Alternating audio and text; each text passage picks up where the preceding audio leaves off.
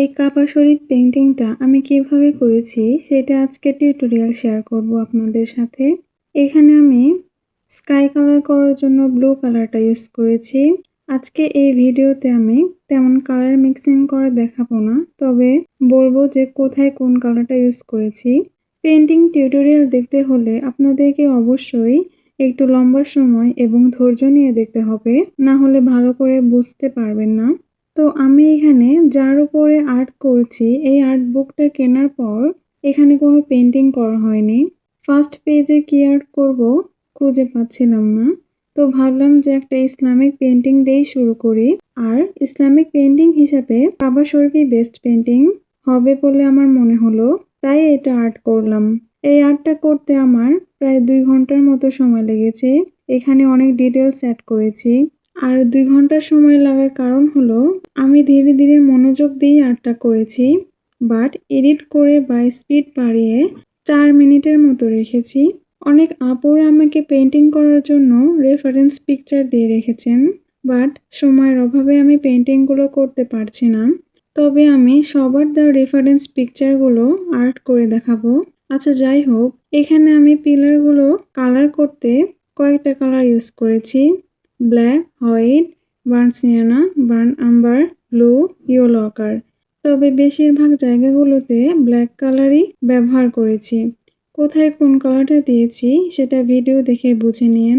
এর আগেও আমি একবার কাবা শরীফের পেইন্টিং বানিয়েছিলাম, তো এইটা আমার সেকেন্ড টাইম করা। তবে এর আগের তুলনায় এটা একটু বেশি ডিটেলস অ্যাড করেছি।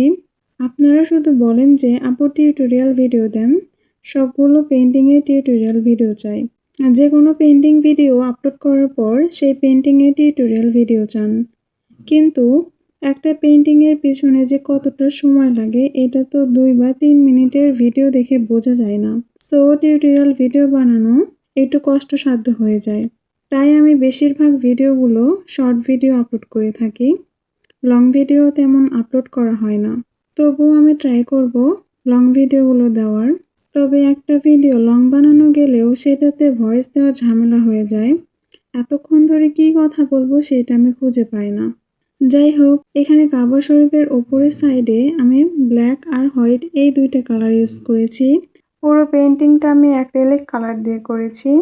মনমার্ট ব্র্যান্ডের অ্যাক্রিলিক কালারগুলো আমার অনেক ভালো লাগে। অন্য কালার ইউজ করতেই মন চায় না, আর কিনতেও মন চায় না।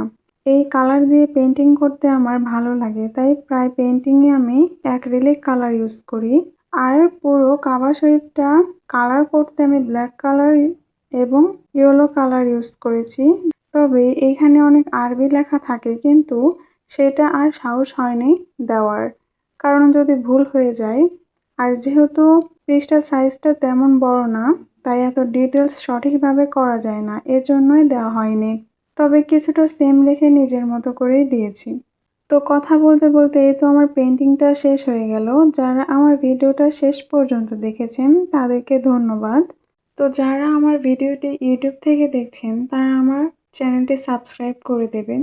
আর যদি আমার ভিডিওটি ফেসবুক থেকে দেখে থাকেন তাহলে আমার পেজটি ফলো করে দেবেন। এখানে কাবা শরীফের নিচের সাইডে পুরোটা হোয়াইট দিয়েছি, তার উপরে ব্ল্যাক দিয়ে কিছু লাইন ড্র করে দিয়েছি। তবে এটা ভিডিও ক্লিপ নেওয়া হয়নি, ভুলে গিয়েছিলাম। আজকে এই পর্যন্তই। আল্লাহ হাফেজ।